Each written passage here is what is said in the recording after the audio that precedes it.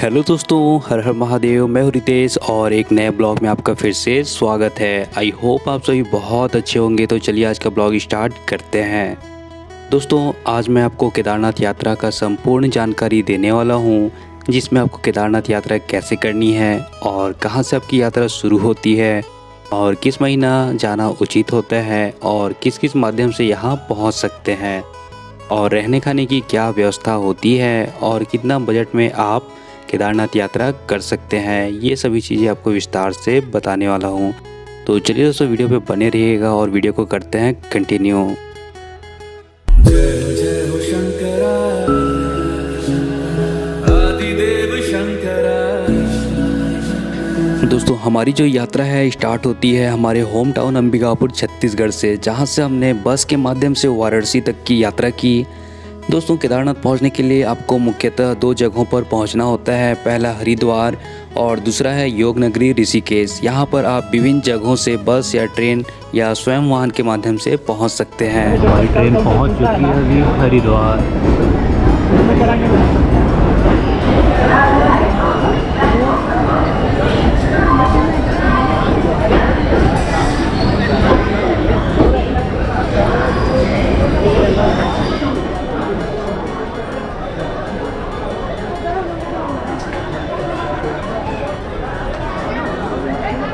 दोस्तों, आप जैसे ही हरिद्वार पहुंचते हैं आपको स्टेशन के सामने बस स्टैंड दिखाई देगा, जहां से आपको केदारनाथ जाने के लिए बस या शेयरिंग टैक्सी मिल जाएगी। अगर आप बस से केदारनाथ जाना चाहते हैं तो आपको हिमगिरी की बसें मिल जाएंगी, जो कि हरिद्वार से सोनप्रयाग तक जाती है। दोस्तों, किराए की बात करें तो हिमगिरी की बसों में आपको पर पर्सन 600 रुपये देने होंगे, क्योंकि किराया हर साल बढ़ते रहते हैं। हम लोगों ने हरिद्वार से बस बैठे, लेकिन ऋषिकेश के बस स्टैंड में उतरकर शेयरिंग टैक्सी बुक करी, जिसका किराया पर पर्सन हमें 1000 रुपये लगा और ऋषिकेश से हमने केदारनाथ की यात्रा को कंटिन्यू किया। और फिलहाल ऋषिकेश में और ऋषिकेश के बस स्टैंड में यहाँ पे अपन लोग अभी हरिद्वार से बस पकड़े और 30 किलोमीटर सफ़र करने के बाद अभी पहुँच चुके हैं ऋषिकेश में। और यहाँ पे शेयरिंग कैब बुक करने के बाद अब यहाँ से अपन लोग जा रहे हैं सोनप्रयाग, जो कि लगभग 7 से 8 घंटे का सफ़र है 4 व्हीलर में। और अगर बस में जाते हैं तो बस से लगभग 10 से 11 घंटा लगता है। गाइस, अब हमारी यात्रा शुरू हो चुकी थी 8 से 9 घंटे की, जिसमें हमने सड़कों का लुत्फ़ उठाते हुए धीरे धीरे आगे बढ़ने लगे। जैसे जैसे हम आगे बढ़ रहे थे, सुंदर सुंदर ब्रिज और बाईं ओर पहाड़ियाँ और दाईं ओर खाई, जिसमें गंगा नदी बहती हुई दिखाई दे रही थी। और ऐसे सुंदर सुंदर नज़ारों का लुत्फ़ उठाते हुए हम आगे बढ़ रहे थे।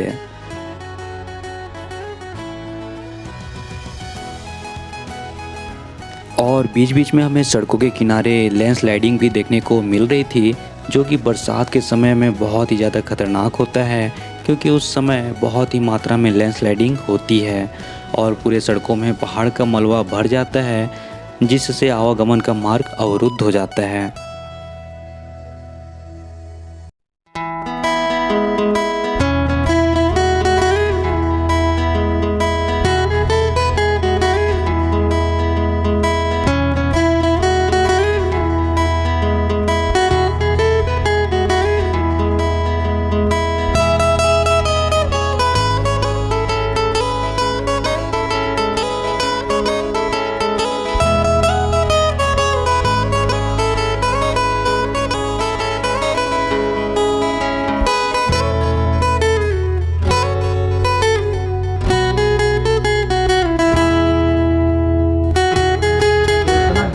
तो गाइस, अभी अपन लोग पहुँच चुके हैं ये देवप्रयाग में, जहाँ पे 2 नदियों का संगम होता है, अलकनंदा और मंदाकिनी।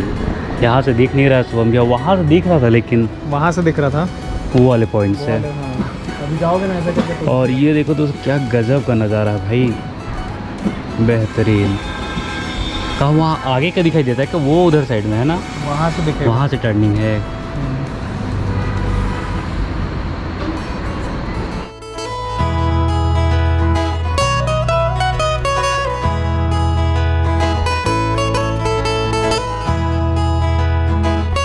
अच्छा लग रहा है आंटी। वहीं जाके बोलना पराठा के इंतजार में बैठे हुए हैं अभी। ना यार, ये तो पूरा चाट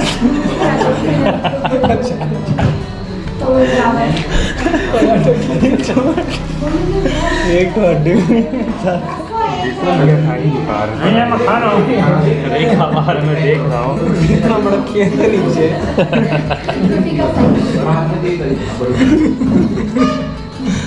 अब तो बिल्कुल नामो निशान नहीं है।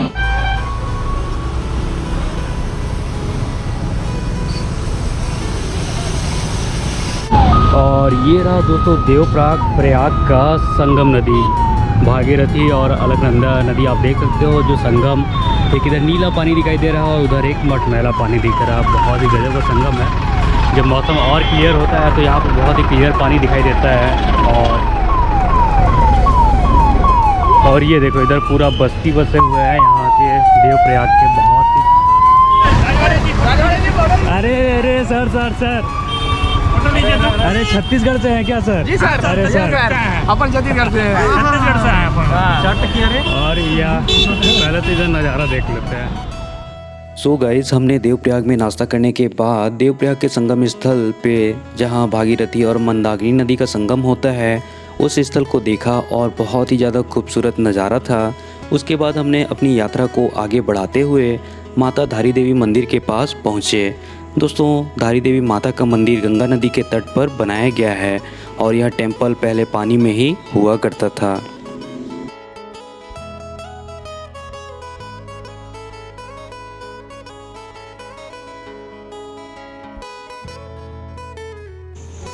गाइस, आपको रास्ते में जाते वक्त ऐसे खतरनाक सड़क देखने को मिलेंगे जो कि एक साइड आपको बिल्कुल भी रेलिंग वगैरह देखने को नहीं मिलेंगी और बहुत ही खतरनाक सीन दिखाई देता है। अगर एक थोड़ी सी भी चूक होती है तो दुर्घटना की संभावना बनी रहती है, लेकिन यहाँ पे लोग बहुत ही सावधानी से अपनी गाड़ियाँ पार करते हैं जिससे सावधानी बनी हुई है।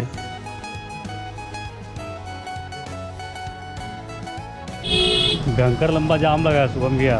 पूरा इधर आप देखोगे पूरा पीछे बहुत ही लंबा जाम लगा हुआ है। तो भाई साहब ये बीच जगह में, इस जगह का नाम है कुंड और यहाँ पे सिंगल लेन रोड था और यहाँ पे एक साथ अगर दो गाड़ी आ जाते हैं हैवी गाड़ी तो यहाँ पे पूरा जाम हो जाता है। और यहाँ पे लगभग अभी आधा से 1 घंटा जाम हो गया था।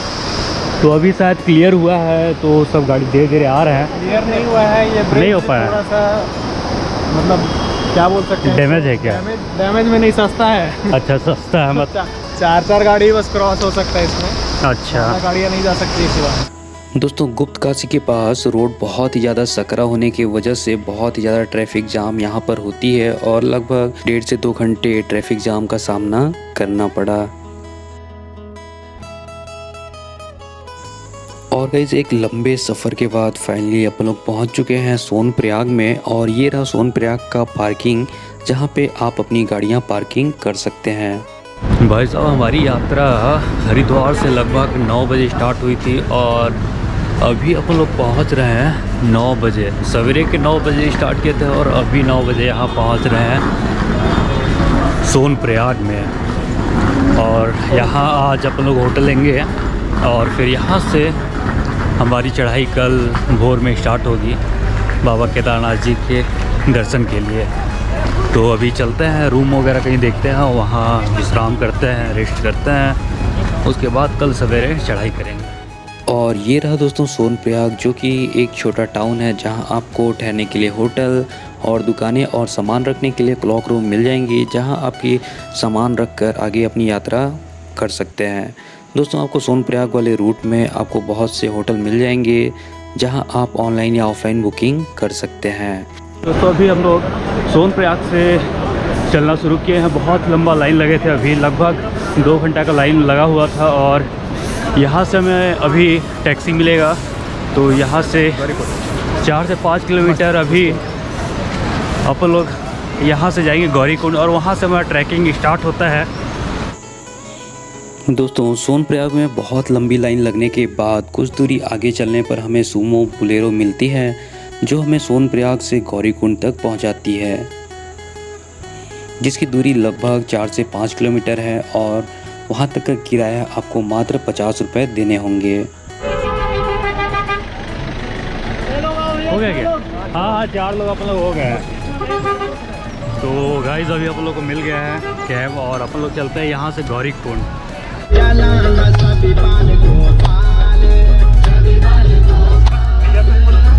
और यहाँ का किराया है पहुँचाने का 50 रुपये पर पर्सन। तो चलिए अब हम चलते हैं आगे और पहले हमारा बैग उतरवा लेते हैं, बैग के ऊपर में ही। और भाई साहब यहाँ पर बोर्ड में केदारनाथ 16 किलोमीटर दिखा रहा है, लेकिन कुल मिला के पड़ जाता है 18 से 20 किलोमीटर। और यहाँ से हमारा जो हाइकिंग है वो यहाँ से चालू होता है।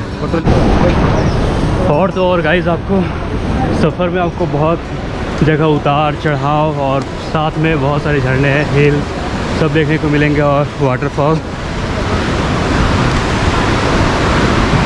इधर का नज़ारा देखो, इधर का भी बहुत ही खूबसूरत लग रहा है। और यहाँ पे देखो पहले चढ़ान है फिर और दोस्तों यहाँ गौरीकुंड से आप घोड़े खच्चर ले सकते हैं, जिसका किराया जाने का आपको लगभग 2500 रुपये पड़ेगा और वापसी का 1700 रुपये देने होंगे। और दोस्तों आप पिट्ठू भी ले सकते हैं और पालकी की भी सुविधा यहाँ पे आपको मिल जाएंगी, जिसका किराया वज़न के ऊपर निर्भर करता है। दोस्तों अगर आप केदारनाथ आना चाहते हैं तो आप मई से अक्टूबर तक के मध्य आ सकते हैं, क्योंकि इस समय मौसम काफ़ी सुखद होता है। लेकिन केदारनाथ धाम हिमालय में बसा हुआ है और यहाँ कब मौसम बदल जाए कुछ पता नहीं चलता। यहाँ मई और जून जैसे गर्मी के महीनों में भी बर्फ़बारी होती है। अगर आप आना चाहते हैं तो पहले वेदर देख लेवें, फिर यहाँ आने का प्लान बनावें। और गाइस अभी एक और झरना वाटरफॉल यहाँ पर आपको दिखाते हैं।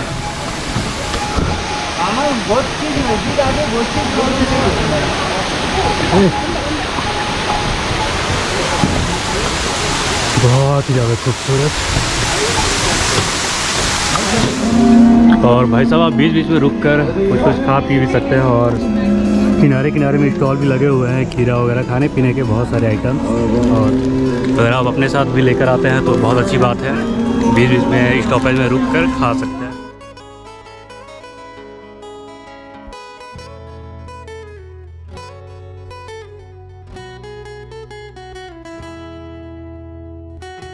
और गाइस आप चढ़ाई कर रहे हैं तो मिनरल्स पानी की जगह इन झरनों का पानी का सेवन कर सकते हैं, क्योंकि ये पानी बहुत ही ज़्यादा साफ़ और पीने योग्य होता है।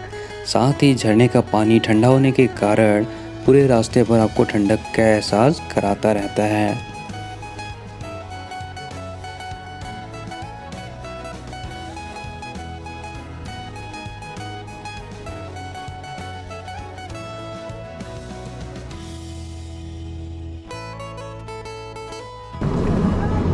बहुत ही ठंडा पानी है गाइस, आप झरना का पानी पी सकते हो, बहुत ही साफ़ है।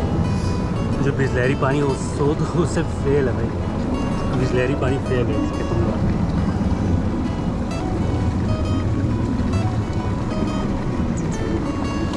बस सफ़र को ऐसे ही आगे बढ़ाते जाना है धीरे धीरे करके, बीच बीच में रेस्ट भी करते चल रहा है कि जिससे ज़्यादा थकावट ना हो। और साथ में अभी ठंडा ठंडा पानी झरना का भर लिया हो, जो कि बहुत ही ज़्यादा ठंडा है और बहुत ही साफ़ है, पीने लायक। बिस्लेरी पानी तो फेल है इसके सामने।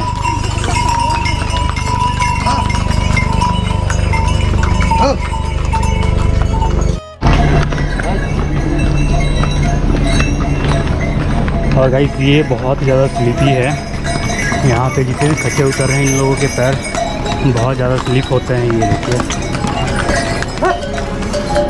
तो इससे गिरने के भी चांस रहते हैं। और अभी जस्ट मैंने देखा एक भाई खच्चर सहित गिर गए थे बहुत ही बुरी तरह से, क्योंकि ये जो है सरफेस बहुत ही ज़्यादा स्लिपी है। और गाइस यहाँ से रामबाड़ा की दूरी मात्र 1 किलोमीटर है और छोटी लिंचौली की दूरी 2.5 किलोमीटर है और बेस कैंप की दूरी 8.5 किलोमीटर है और केदारनाथ की दूरी 10 किलोमीटर की दूरी पर है। और हमारा जो लास्ट स्टॉपेज होगा बेस कैंप होगा, वहाँ पर हम रात को रुकेंगे और सवेरे बाबा केदारनाथ के दर्शन के लिए मंदिर में जाएंगे। और कई बीच बीच में घोड़े खच्चरों के रुकने के लिए भी व्यवस्था बनाई गई होती है, जहाँ पे उनके खाने और पीने की व्यवस्था की गई होती है।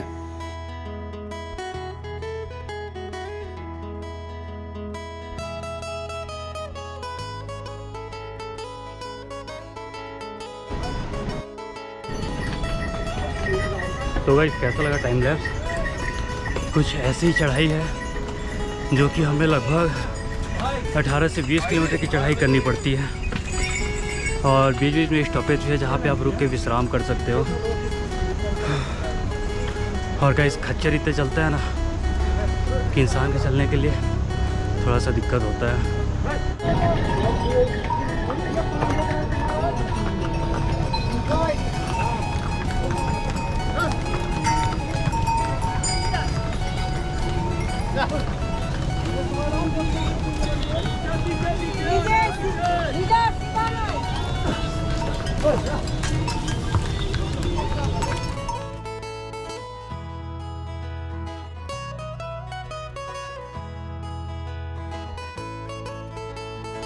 यार ये देखो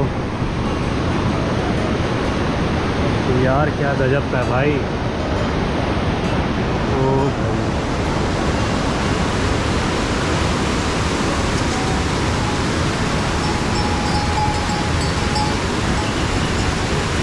यार, इस पुल में खच्चर भी पार हो रहा है। आपको कर ही नहीं पा रहा था। अच्छा, और भाई साहब ये जो आप देख रहे हो ये ढलान, यहाँ पे ये जो ढलान काफ़ी स्लिपी है, और यहाँ पे इंसानों के लिए तो ठीक है, वो स्लिप नहीं होता, लेकिन जो खच्चर यहाँ से ऐसे नीचे गुजरते हैं काफ़ी स्लिप होते हैं। और आगे एक जगह तो मैंने देखा है, एक भाई साहब गिर गए थे और उनका पैर नीचे दब गया था, तो चोट लगा था।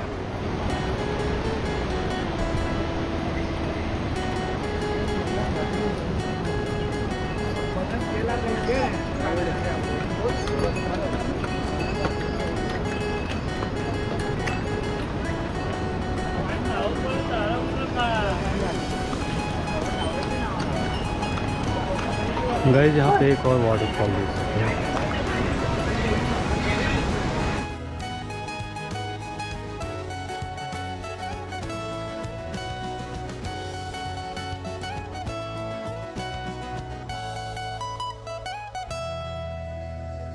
गाइस अब कुछ ही दूरी बचा हुआ है, और लगभग अब 2-3 किलोमीटर चलना है। वो जो सबसे टॉप में आप देख रहे हो पहाड़, जो कि पूरा बर्फ़ से ढका हुआ है, वहीं जाना है। आप नज़ारा देखो, यहाँ पे भी वाटरफॉल है, और यहाँ सामने में भी, वहाँ बहुत लंबा ऊपर से आ रहा है वाटरफॉल, फिर 2nd number, 3rd number, 4th number, वहाँ पे 5 नंबर, बहुत सारा वाटरफॉल देखो। और गाइस फाइनली हमारी ट्रैकिंग कंप्लीट हो चुकी है और हम पहुंच चुके हैं बेस कैंप में, और आज हमारा स्टॉपेज यही होने वाला है। यही कैंप में अपन लोग रुकने वाले हैं। और गाइस यहाँ बेस कैंप में आपको रहने के लिए होटल या कैंप मिल जाएंगे, जिसका कॉस्ट ज़्यादा नहीं होता है, नॉर्मल ही होता है।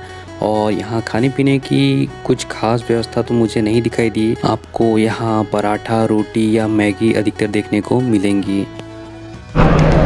गाइस बेस कैंप से लगभग 1 से 1.5 किलोमीटर अभी हम लोग को और आगे तय करना है। ये जो आप पहाड़ देख रहे हो जो पूरा बर्फ से ढका हुआ है, इसके पीछे बाबा केदारनाथ जी का मंदिर है, और हमें वहाँ तक जाना है। और थोड़ा सा चल रहा हूँ, सांस इतना ज़्यादा फूल जा रहा है, चला नहीं जा रहा है। कल सवेरे 8 बजे गौरीकुंड से चढ़ाई करना शुरू किया था हाइकिंग, और शाम को 6 बजे पहुँचे। मेरा तबीयत ऐसा ख़राब हुआ कि क्या बताऊँ, सांस नहीं ले पा रहा था, और सिर दर्द, पेट दर्द सब चालू हो गया था। ऐसा लग रहा था एकदम सर्वाइव नहीं कर पाऊँगा।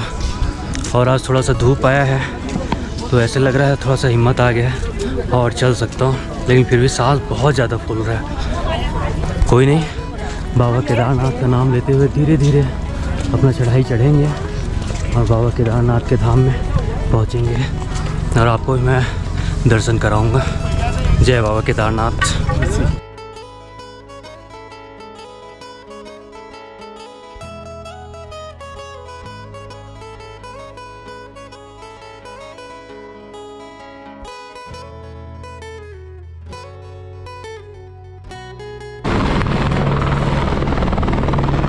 और ये है दोस्तों हेलीपैड, ये डायरेक्ट फाटा से आती है ट्रक यहाँ जस्ट केदारनाथ धाम के पास ही उतारती है, जो कि कंटिन्यू सवेरे से चलते रहती है। और इसका किराया जो है 15,000 से 20,000 25,000 ऐसे है। गाइस, अगर आप हेलीकॉप्टर में 5 से 6 महीना पहले बुकिंग कर रहे हैं तो आपको 5 से 6,000 रुपये मात्र लगेंगे। लेकिन अगर आप एक सप्ताह पहले ही तत्काल बुकिंग कर रहे हैं तो आपको बहुत ही ज़्यादा कॉस्टली पड़ेगा, जिसमें आपको 15 से 16,000 रुपये देने होंगे। और दोस्तों, मंदिर में जाने से पहले जो आप यात्रा रजिस्ट्रेशन करवा रहते हैं उसको यहाँ पे टोकन लेना पड़ता है, एक बारकोड होता है, तब आपको अंदर बाबा केदारनाथ धाम में जाने को देते हैं। तो आप आते हैं तो यहाँ पे बारकोड ले लेवे, अन्यथा आपको बीच में ही रोक दिया जाएगा। और यहाँ पे ATM भी है HDFC का, तो आप पैसा भी निकाल सकते हैं। और दोस्तों, मैं पहुँच चुका हूँ बाबा केदारनाथ के धाम में, वहाँ आगे में जस्ट है, लेकिन अभी बहुत ही ज़्यादा लंबा लाइन लगा हुआ है, तो इंतज़ार करना पड़ेगा थोड़ा सा। जय बाबा केदारनाथ। और यहाँ पे प्रसाद की स्टॉल वगैरह सब लगे हुए हैं, यहाँ से आप प्रसाद ले सकते हैं। और ये है दोस्तों महादेव का मंदिर प्रांगण, जिसका हम बेसब्री से इंतज़ार कर रहे थे।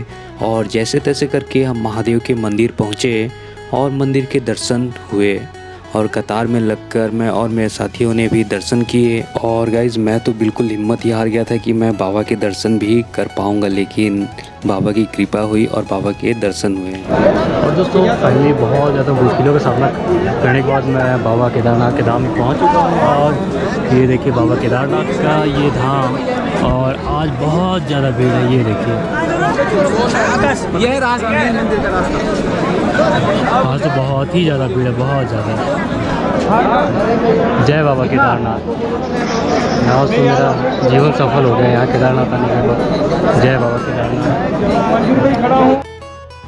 और दोस्तों, मंदिर के पीछे में आपको एक बड़ा सा पर्वत दिखाई देगा, जिसे भीमशिला के नाम से जाना जाता है।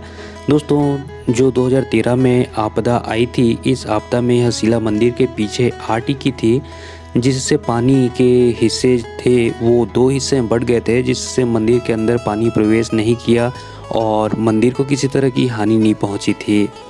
दोस्तों, ये है महादेव की कृपा कि आसपास जितने भी धर्मशाला, लॉज, होटल थे, सभी ध्वस्त हो चुके थे, सभी मलबे में तब्दील हो चुके थे, लेकिन महादेव के मंदिर प्रांगण को कुछ भी नहीं हुआ, महादेव के मंदिर को कुछ नहीं हुआ, क्योंकि ये सब महादेव की कृपा थी।